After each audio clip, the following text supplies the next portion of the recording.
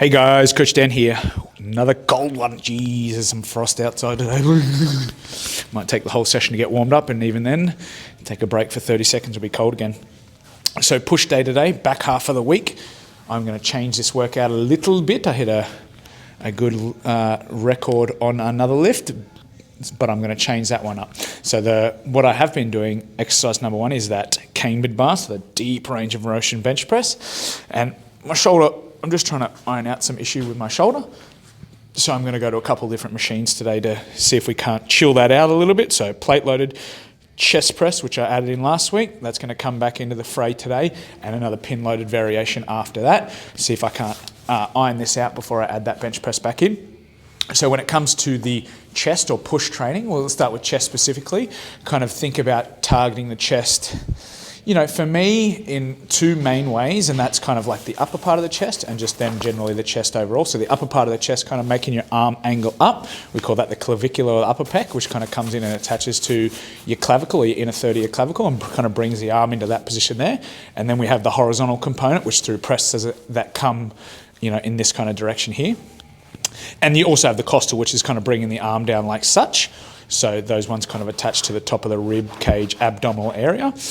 Now for me, that part of my chest is somewhat well developed. So I'm just trying to aim more towards the just general chest overall and probably emphasizing a little bit of the upper chest. So when I structure my chest and push workout, that's what I'm kind of leaning towards. Now being that it's a push workout, not chest only, I kind of do some shoulder exercise in there. So I do a Smith machine shoulder press, do some isolation work, and even some lateral deltoid work. So, you know, more so it's chest, shoulders, and triceps, or push for short, right? Other than that, we just get in there and we smash it out. A busy day today, so we've got to get this workout in and then get back to work. So let's go to exercise number one.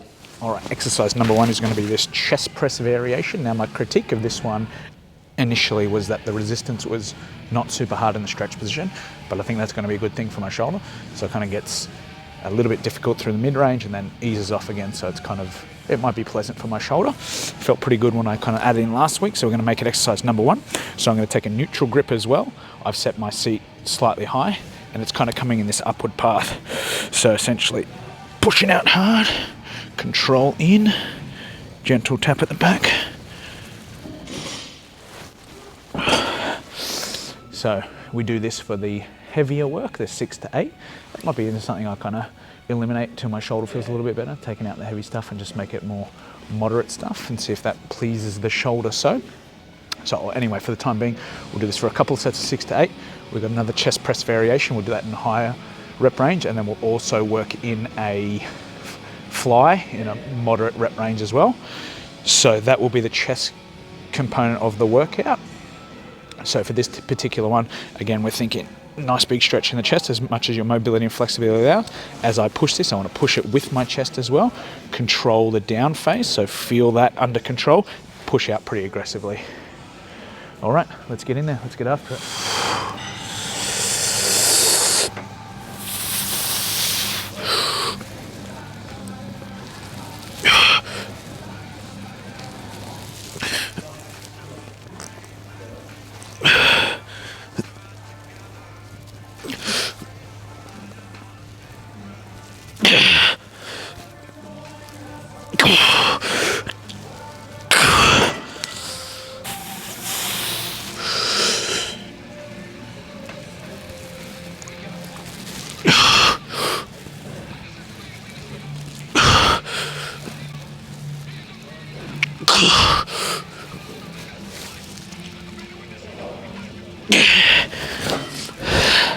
Okay, next up we have a horizontal chest press. So this is a pin loaded variation. I haven't done this one in a little while, but I liked it when I did. Gets a nice deep stretch. It's got a slightly upward arc to it, which for what I'm trying to emphasize works well. The hand position on this is slightly different to the variation I just take then. So they're both horizontal.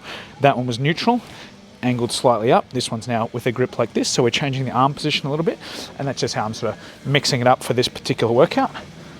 I have to find my weight again, and we're going to slightly increase the rep range on this. So if that one was 6 to 8, this will now be 8 to 12. I think I found too much heavy work can be a bit taxing on the joints, so I kind of mix it up between sort of some of the heavier stuff, but even not really heavy. Like I'm not doing sets of 2 or 3, I'm doing sets of 6 to 8 at the heaviest, and then on this now 8 to 12, on my flies 10 to 15. So we're kind of moving through different rep ranges and finding which one feels good in that. So some things I'll have to kind of figure out here in good time is the positioning of the seat, although that was a good starting point, but I'll do a couple more practice sets and then sort of figure out if it is good. All right, let's go. Still not warmed up. Beanie, ski jacket, still can't get warm. So maybe this is training now.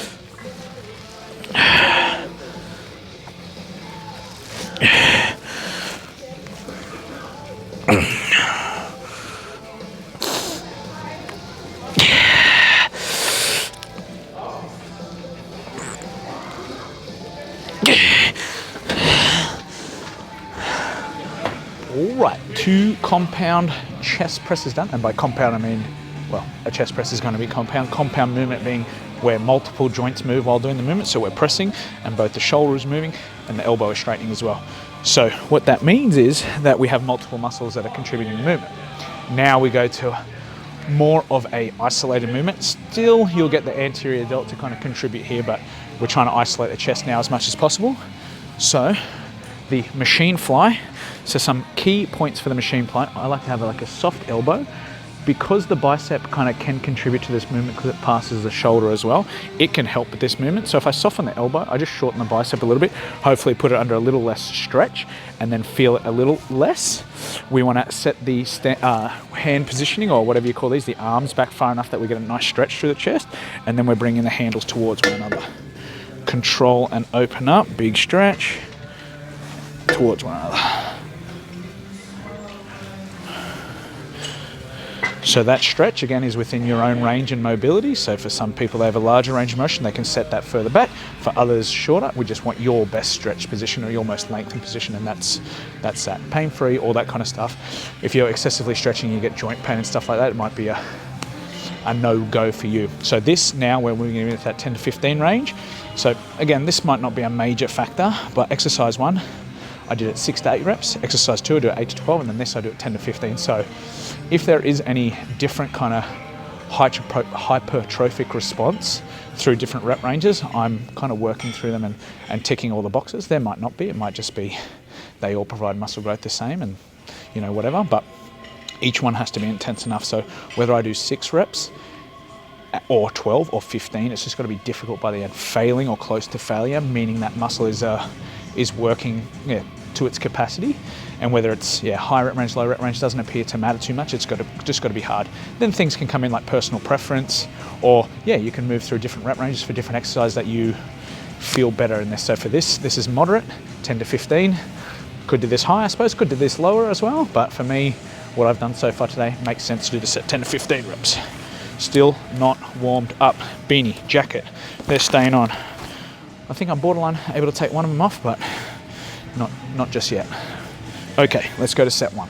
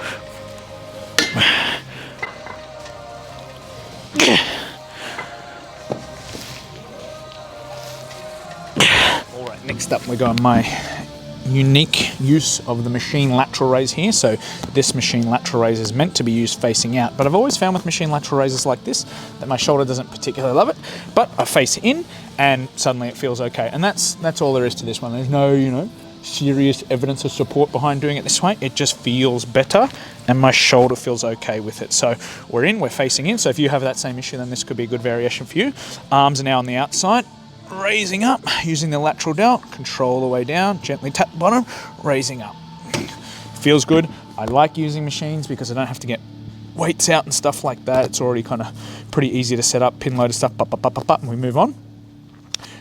Could use dumbbells, might use dumbbells in the future, like all this kind of stuff. Get a cable machine, you got to set it up, blah, blah, blah. This is ready to go, and I like that. I like the stability. I just go to town, work really hard, and up until now, it's felt really effective to me. So as far as stimulus goes, I feel my shoulders working hard, and that for me is enough to keep it around. So that's all the rationale I have on that one. Nothing, conclusive or that everyone should do it. Just it feels good to me. My shoulder feels pleased doing it. It feels effective. That's it. And with that said, let's begin.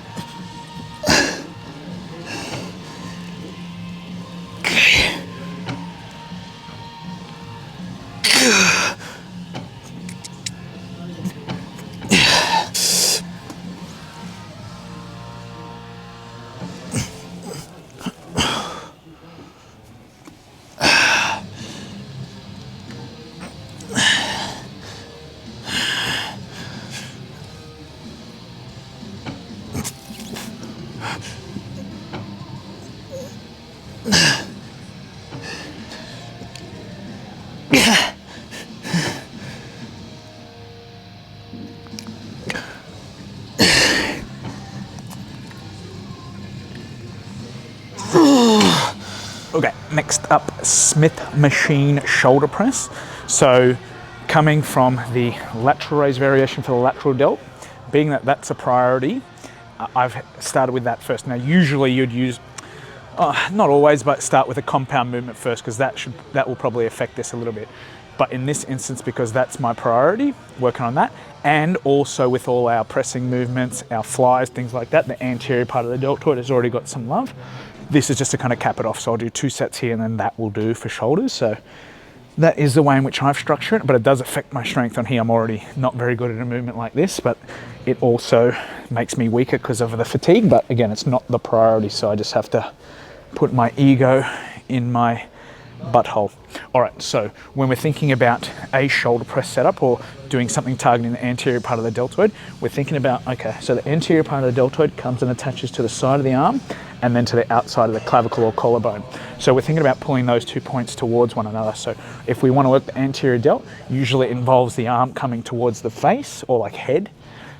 So in that kind of range there. So when I'm pressing, I want to set myself up that my arm comes towards my head. Now, if we are below that, like in this kind of area here, then you'll find that the pec can really do a good job for you. So if we want to make sure that it's, the pec will probably work a little bit, but if we want to make sure it's about the shoulder and less about the pec, we kind of want to aim above the pec. So if that's kind of going to help you do things like this, the chest, then we're kind of going to aim above that. So we set the bench angle such that it, will come down nice and close to the face, and then we set our hand position such that our arm is driving towards my head. So with the Smith machine, you've obviously got it on the rails here, so I'll push up a touch, turn those handles forward, control the way down,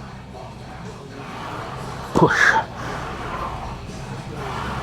push. So as I'm pushing, I'm not just thinking about pushing this weight up, I'm thinking about pulling my arm towards my head so I can focus on my anterior deltoid. All right, 2 sets here, and then triceps to finish. Let's go.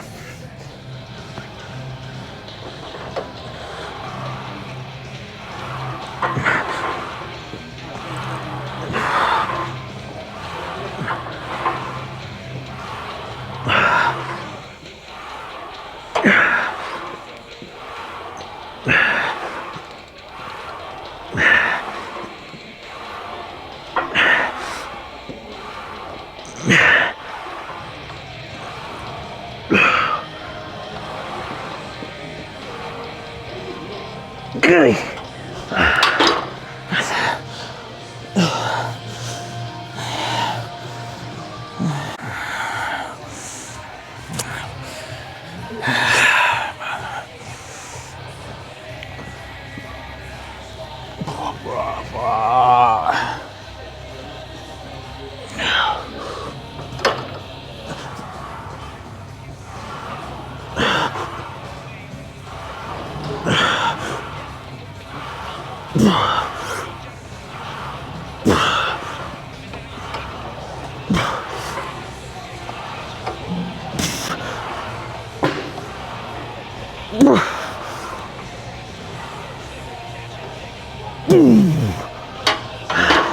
All right, lastly, tricep isolation.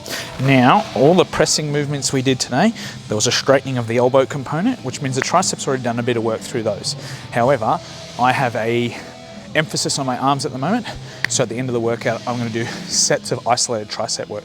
If you're short on time, this would probably be the one you kind of miss because it's already essentially been done in some capacity, but I want to kind of maximize it. So I'm going to go some isolation work. Now, because, not because. So if we think about the tricep's got 3 heads, hence the name of the tricep. We've got a long head of the tricep, which is kind of attaching into our scapula or our shoulder blade. So it goes past the elbow, past the shoulder, and then also attaches into the scapula. So if we're thinking about, and we always discuss training muscles in length and positions, like this here is a stretched tricep, but this is a further stretched long head of the tricep. So taking your arm every now and again and getting it up overhead, which you'll see here in a second, probably has some merit for tricep training in general. So I'm going to use this straight bar here. I'm going to pop it up over and then get into this position. And then it's that extension from there. So if we think about movements like this, again, it doesn't mean it's bad or wrong or anything like that. It just means potentially an exercise within the program of from time to time where your arm goes up overhead, or in this position like a skull crusher or something like that, might have some added benefit to training the long head of the tricep. So this is my exercise for today. Again, it's an emphasis, so we're going 5 sets, and then we are out of here.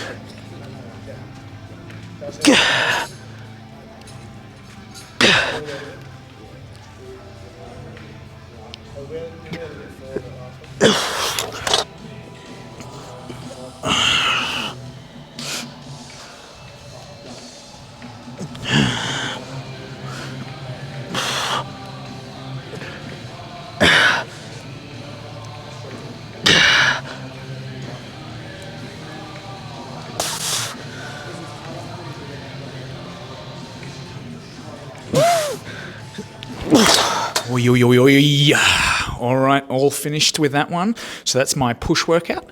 Second one of the week. So programming wise, we're going what do we go? Push, lower pull, push, lower pull. So it's a 6-day per week split. For me, I like it because I like training, and to have time off would be make me go a little bit mad. I think maybe I need a hobby. That's what I actually been talking to some people about. Get a hobby or something like that.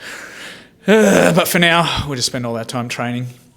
Now, that was a good one. So for all my spiel about not changing things, there is a time to change things, and I have changed a couple of things recently to kind of take care of my shoulder and make sure that feels okay. So we've got a couple different pressing movements within this workout, and felt pretty good. So chest felt like it got stimulated, felt a pump, felt, all the feelings that kind of indicated that I used that muscle group. So happy with that. Now it's time to progress with those new movements, and that's fun as well because they're new.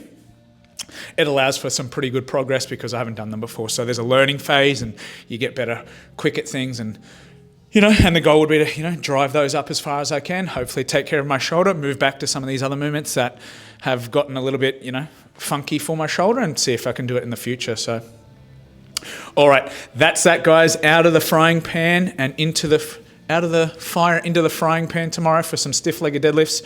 We're really trying to get 185 kgs times 10. I'll be really happy with that. And then after that, maybe go to the 190 kg bar or mix up some exercise selection or something like that.